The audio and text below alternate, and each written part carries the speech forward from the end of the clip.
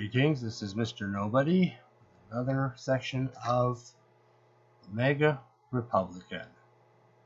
And this part, I choose to devote to the topic of what I'm going to call the Maga Republican and the Never Trumper. Now, that there should even exist any consequential number of Republicans that just arbitrarily decide to be Never Trumpers is bizarre. It just is, especially in 2016. Now, is it absolutely impossible? Okay, let's back up a little bit and look at 2016, because there were some who were Never Trumpers back in that day who later on, as they saw how he was running things, converted.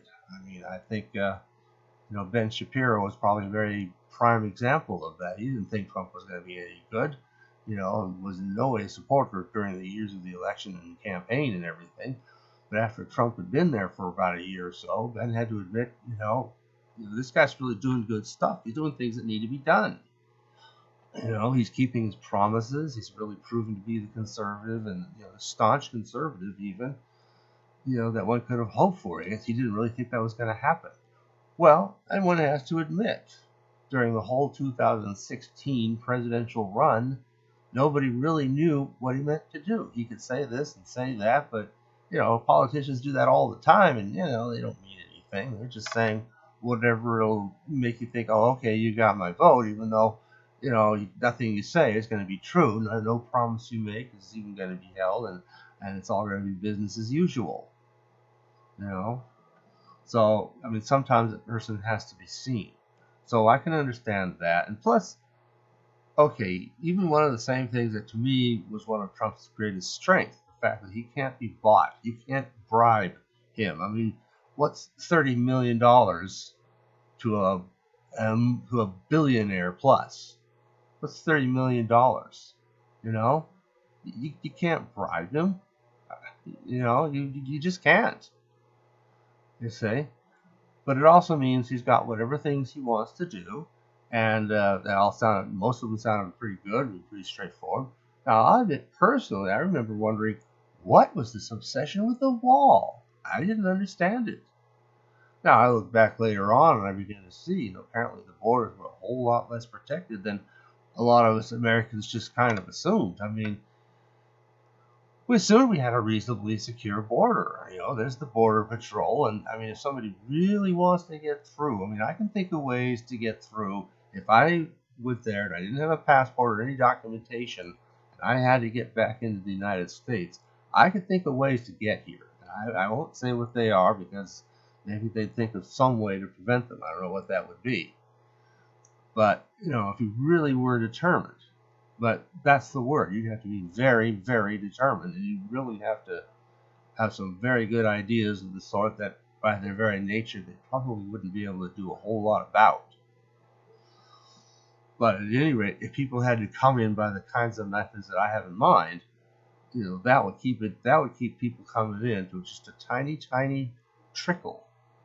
You can't just ride in or walk in. Well, apparently you could. And that's where, the Border Patrol was finding themselves hopelessly outmatched. That's a long, long border. Okay, the Canadian one's longer. And frankly, I sometimes wonder if we could use a wall there. But we would have some of the same problems that we already had in some parts of the southern border.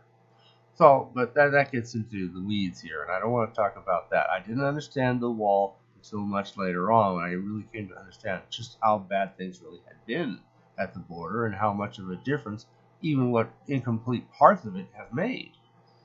Because now the border control, they still have to keep an eye on all of it, but they can concentrate most of their efforts on what remaining areas it doesn't have. So it's still an improvement. Obviously, we need to finish that wall, and it's a pity it couldn't be. I don't really understand. There's some huge chunks in Texas they were supposed to do. I don't know. They haven't done it or something, or maybe they've done some of those canisters or something. I don't know. I'm not sure how strong those really are. You can weld open a hole on one side, and then from in there, you can weld open another hole on the other side, and you got a door. Now, sooner or later, it'll be found or something, but how long could that be there before somebody realizes that? It could be days, weeks, I don't know. If you're some coyote with a whole slew of people all lined up ready to go, you do this sort of thing. You march several hundred people through, and by the time they realize it, you've got your pack of illegals brought into the country. But it's better than nothing. It's a physical barrier. So that's what a wall is meant to be. And the other thing that was a little bit disturbing is, all right, the wall is supposedly to keep illegal immigrants out. That seems fair and reasonable. To keep people out. Not that they can't enter legally. There's the procedures to go through, and they go through those. Fine, we have procedures for that. You use them, and you go in. And there's a whole lot of ways people could legitimately enter in, and they don't have to go climbing over the wall.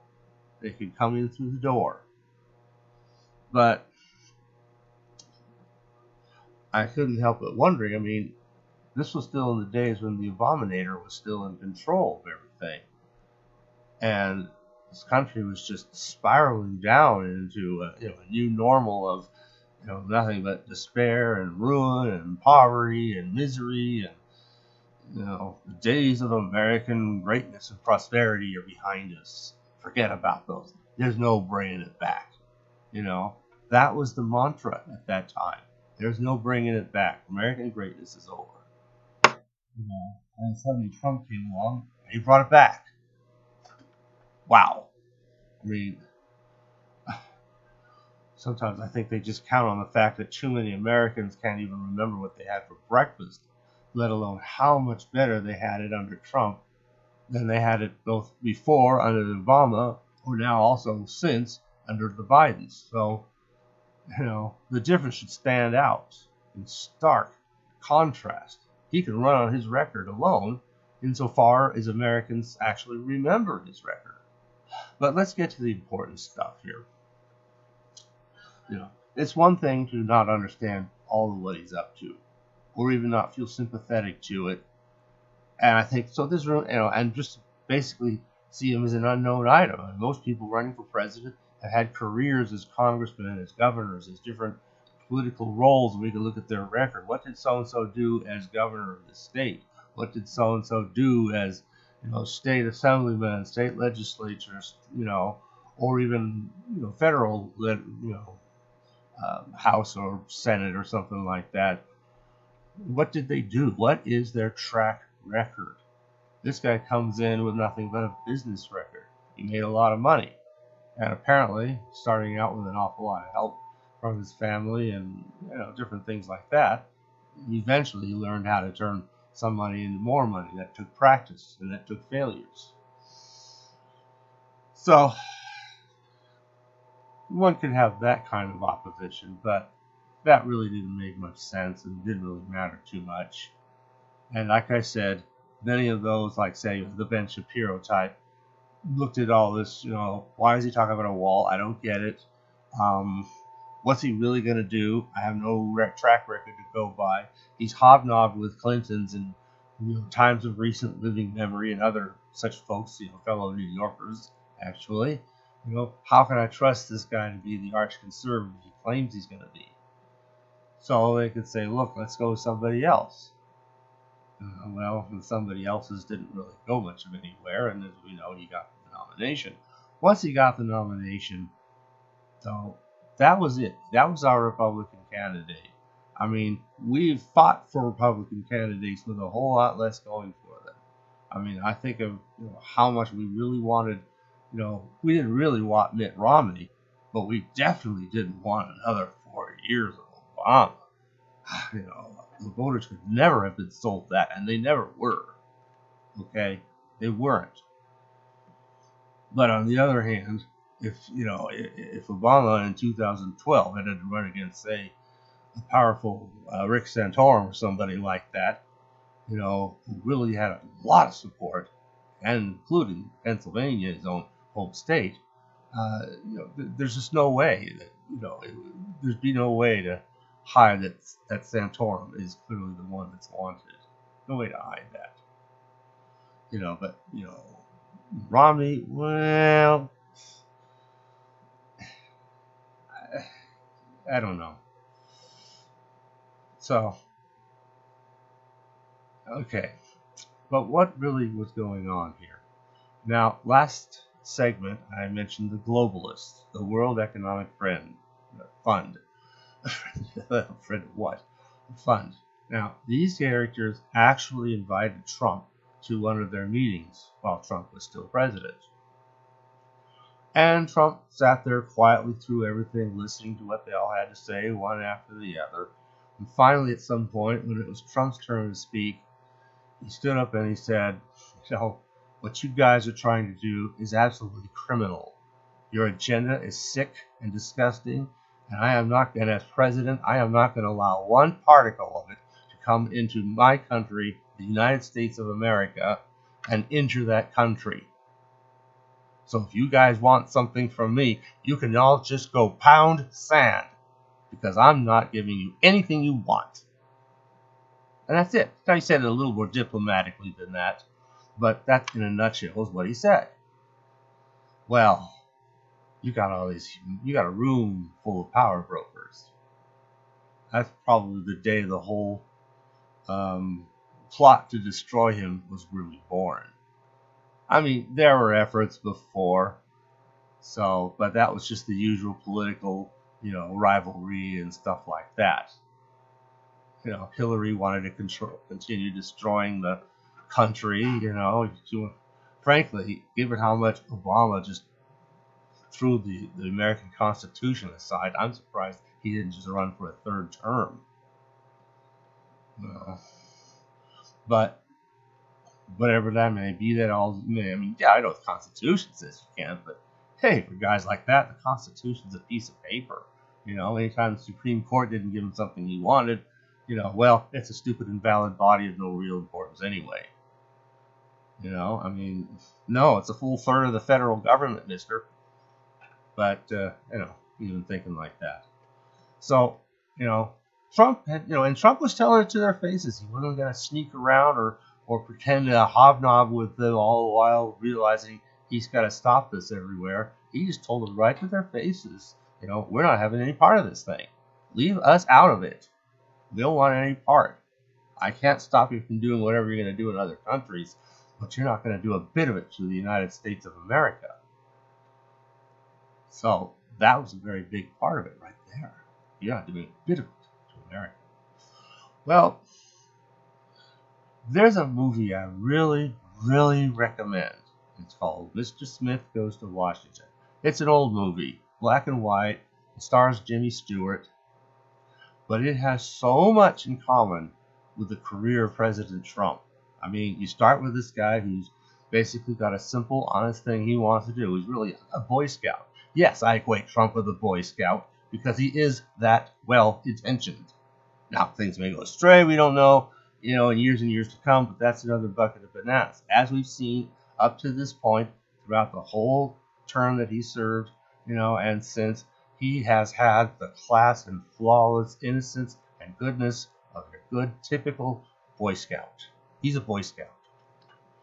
Now, he comes to Washington. Yeah, he's got a lot of business sense, and that comes in handy in some places. But he doesn't really know a lot about how things go on in Washington, D.C. He knows vaguely there's a swamp, and he promises and pledges to drain that swamp, but he doesn't yet really have any detailed understanding of what exactly that swamp consists of. That's just something he's hoping he'll figure out while he's in office. And, as he was there, gradually he figured it out. But we'll get to that swamp later. He wanted to clean things out and make things a whole lot better. So what did he do? He comes in there, and who does he trust? Well, now let's look at Mr. Smith. Mr. Smith, as it turns out, his father had been great friends with this guy who's a senator already. So he kind of comes in under the wing of this friendly senator who knew his father and is actually rather thrilled to have the son of his, longtime best friend, now deceased, come in and join the Senate with him. They're thrilled. They're happy together. You see? But after a while, it turns out that the simple little thing that Mr. Smith wants to do, which is just to open up some idea, some piece of land for a place for Boy Scouts to go and just be exposed to the and other boys, and I don't know about later on they could figure out girls, but for right now it was a boys thing because he's a Boy Scout, okay, and we're talking 30s or something like that. So the Boy Scouts would be able to come in here, and other people would be able to, just learn the outdoors and meet the wonders of creation and all these great things. And it just happened to be a piece of property where somebody wanted to build some dam, not because hydrologists recommend that as a particular place that a dam would do any good, but as some kind of pork barrel project that some corrupt figures were hoping to make a bunch of money on. And unfortunately, his friend and mentor in the Congress, in the Senate, had, despite the grand ideals he once had when he and his father had been friends, been gradually corrupted away from that. And then finally, it even turns against him. Well, what does that friend represent? Very clean and obvious. The kind of Republican that doesn't really understand or get or sign up with what Trump is doing. The kind of Republican who's got stuff on the ball that's not really straight, and Trump or Mr. Smith, take your pick, is going to disrupt. If necessary, in the case of Smith, by filibuster, or if necessary, in the case of Trump and his cabinet, by basically ejecting those who are swamp creatures. And that was exactly it. Remember all that turnover? He had been advised by all these leading Republican leaders, here's a good guy from this to handle this part of your cabinet. Okay, sounds good to me. Here's a good person to be this part of your cabinet, and so on, all the way through. And so, following their advice, he hired all these people in, brought them into his cabinet, and it sounds like, okay, we ought to do really well now. A good, solid, classic Republican administration, right? But he found out that they were RINOs. They weren't really Republicans. They certainly didn't care for the things that the Republicans say, hey, vote for me because of ABC. But these were characters who didn't care about that ABC beyond when they're in the campaigns, and I say they do, so they can fool people into giving them their votes. So suddenly you start getting a lot of turnover as he starts having to get those people out and bring other people in. But who's he going to bring in? And it took a little while to eventually find some good people to surround himself with. Now, they sounded good. Their resumes sounded awesome. No, he's done this job and under several past administrations from both parties. He's really good. He's fair. He's honest. He's straight. Okay, sounds good to me. But when it comes to actually cleaning up the swamp, or doing the things that they're supposed to be doing, okay, this is not on the federal level, but let me just illustrate. On the state level, for example, we might have a problem with homelessness in California. Okay, but a lot of other states too these days. Now, what are we going to do? Well, we don't really want to solve this problem because then we can't spend money on it anymore. So we'll do a couple small things that might help a few people, big expensive programs that'll help a few people, but won't really solve the problem. And then you can say, well, we're really doing a lot of great work, but send us more money. And you know how that just keeps going. Well, you have the same thing on the federal level. And you have a lot of these characters all part and parcel of these things where they don't really want to fix the problems that they are. Now, we have another character in Mr. Smith Goes to Washington, Mr. Taylor.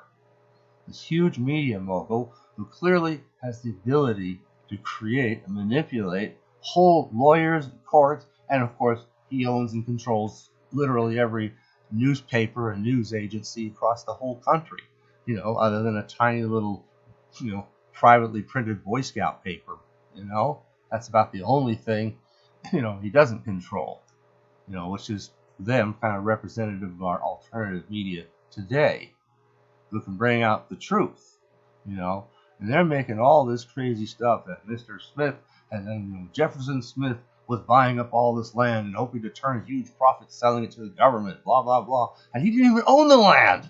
And they proved he didn't own the land, but they didn't care. They said, well, he owns this land and he's doing this to be corrupt, blah, blah, blah. And they put it in every newspaper. So lots of people, oh, wow, Mr. Smith is corrupt. Because they trusted their newspapers? Of course, that's in it. Man, even then they weren't all that trustworthy. Now. So, people were made to hate Mr. Smith. Not because he had done anything wrong. You follow the movie, he really hasn't done anything wrong. Even this whole Boy Scout thing, he had it all figured out how it wouldn't even be funded on tax dollars. It would be a loan, but it would be a loan that would be paid off by a method he had proposed. And boys all across the country were already contributing to this thing even before it existed. I wonder what was supposed to become of the money if the thing didn't happen, or maybe it did happen. The problem is, all we hear is he gets vindicated and the curtain comes down in the end. But at any rate, all of this opposition kind of tells me something else. So how do you get a never Trumper? Now, people say all kinds of stuff. Well, I came across this saying, I heard it in several forums from several different people. Apparently, one of the older forms of it came from Mark Twain. It comes like this: a lie will make itself halfway around the world while the truth hasn't even got its boots on yet. And that's easy to do with Trump. You can just lie and lie and lie and say all kinds of terrible things, and it can take years. They said, oh, the Russians helped them to win the 2016 election. Really? Well, when it came down to, what exactly did they do? Did they hack all voting machines of the country and, or something? That idea didn't last long. I'm a little surprised, but I guess somebody must have looked into these machines and found, no, there's no evidence of Russians hacking our voting machines. I mean, there just was nothing there. You couldn't even invent it, apparently. Things are just well enough controlled that you couldn't even invent it. So that didn't happen. Well, did they spread some ideas or propaganda or bad stuff against his competitors? Well, his own campaign would just do that anyway. Supposedly there were some, web pages or Facebook pages or something of no significance that nobody could even find then, let alone now, of no significance. That may have been put up by Russians, maybe, or just by individuals. We don't know. But certainly nothing that made any consequential difference. Did he contribute to Trump's campaign fund? To the Russians? There was no need. Trump is a one-man, super PAC. He just write the check himself, which he did. For a lot of it, there were still people who contributed, but he didn't need any of that. So, this whole thing the whole narrative just kind of morphed and changed and switched and this and that until eventually they started focusing something called the Steele dossier, or just a collection of a whole bunch of made-up lies. You talk about one lie making it halfway around the world. What do you do when you've got a document with literally hundreds of such lies? And now each and every one of them had to be systematically examined and, in fact, ultimately found to have been the lies that they are. It took 3 years and 47 million tax dollars to do that. And it was so many were just so patently impossible and nonsensical. One might as well have claimed that Trump won because he had little green men from Mars helping him. Uh-oh. I think I just started a new one.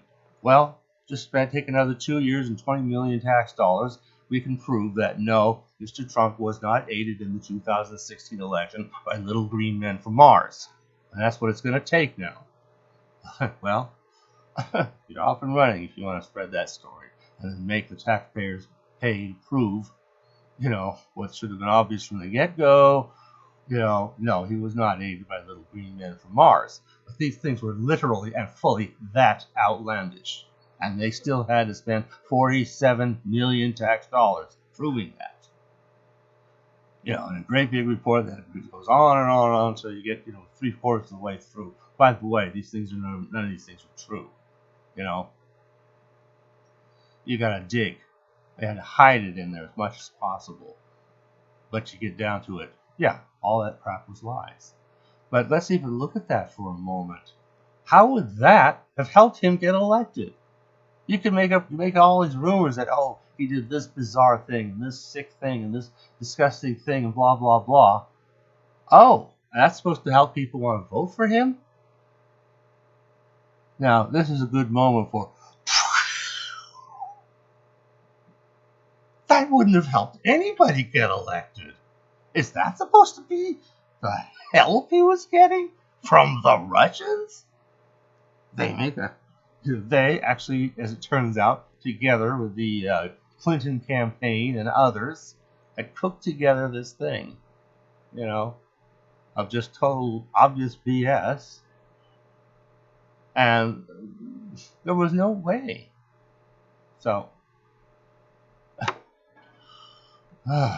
just have to wonder about that. So we really have to look at that because a bad press is one thing. The way I see it, Trump made a lot of enemies, but the way I see it, he made the right enemies. When truly good people, you see, don't like you, that's when you should get concerned. But when bad people don't like you, or people that will allow themselves to be bought even, then that's a good thing. It means you're doing something good in the world. You're accomplishing something. It's another good sign that you're one of the good guys, is that the bad guys don't like you. So that's just one other thing that I find really amazing. And I hope we see him again. Because, the man's got balls. And, of course, where he's coming from, no one can pull his plug. He will run. He will run if he has to have indictments or even bogus convictions on his record, or even if he has to run from jail. He will run, and he will get it. If he has to run his presidency from a jail cell, he will. And I know he'd have the ability to do that if it came to that. So he's not gonna get intimidated by anything. The man's got balls the size of major asteroids. And that's one other thing I really like about him. He's got balls the size of, serious cojones. He doesn't wobble and wibble around like so many others. And part of it is, like I said, he comes from a position of strength. Now, let's take an example. I like Ron DeSantis a great deal. I see him as a very reasonable and, as it stands right now, the best heir apparent out there for after Trump has finished his second term. So, but I wonder, would Rick DeSantis be able to stand up to these, World Economic Forum types and so forth? I'm not sure. I would hope he would. I'm sure he would want to. But he may find himself in a position where he doesn't actually have the power to. Trump did. So I'm hoping, A, we have another term of Trump, and that second of all, Trump uses that term to break up the power of these kinds of things completely and permanently, so that then, whoever comes after him, DeSantis or anybody else, doesn't have to deal with these same, cabals and power brokers that are out to destroy the whole world, and turn it into a clone of the planet Venus, which is what they really want to do. They hate lifekind, and so forth. That's what they want to do. And because they're not going to spend money on research for sources of energy and things like that, they're going to spend money on throwing everybody back into the Stone Age. And let's look at some of the stuff these guys want to do. Why they're really attacking fossil fuels? Because you can drive a car a good long ways on a tank of gas. You can't go that far on a battery. It's going to be a couple hundred miles, and then you got to spend 3 hours charging, and then go another couple hundred miles, and then 3 hours charging. Another, and that's assuming you can find a place to charge. Maybe in time there'll be enough places around, but that's kind of a stretch. And there's a lot of places you just wouldn't want to try going. I mean, imagine trying to drive a Tesla, say, up through Alaska. I mean, don't even think of it. Especially the main road from coming in from Canada, towards Yukon and going north. I mean, imagine trying to do that. You'll find even gas stations might be 100 or a couple hundred miles apart. And charging stations, don't bring your Tesla up there. And the cold isn't good on battery power anyway. So yeah, you can't travel. What this means is that local areas get isolated and can be, well, let's just say we just don't ship any groceries to this or that area. They can be starved. They did that in Stalinist Russia. Anyway, they want to prevent all these things. They want to bring everybody down into grinding poverty. Well, it's not the poor people in the world who are going to come up with ways to, save the planet and all this stuff. Realistic, practical ways. They're not going to come up with that. Every day is just a struggle to survive. They haven't got the time or the resource to think about, I'd really like to, work towards discovering a new kind of nuclear reactor that doesn't have so much waste. When in fact there's a whole lot of areas we could do research in that, in other areas. They're not going to do that. They don't care about that. All they care about is, I don't even want to think about what they care about. It's too disgusting. So Trump, has angered all the right people that a good person would anger. That in itself is a very, very, very strong indication that he's one of the good guys, somebody we need. We don't want some wimpy whoever will just cave at the moment, he gets threatened in some way. We'll pull the plug on your campaign. We'll invent a pile of horse crap that, you won't be able to prove wrong until decades after your campaign has failed. And you didn't get the office because we fooled a lot of voters. Well, I think today's never-Trumpers are born from that kind of stuff. They read this propaganda, they think terrible things, and it's all BS. All of it. It's just junk. Ignore it. That's all I have to say about that.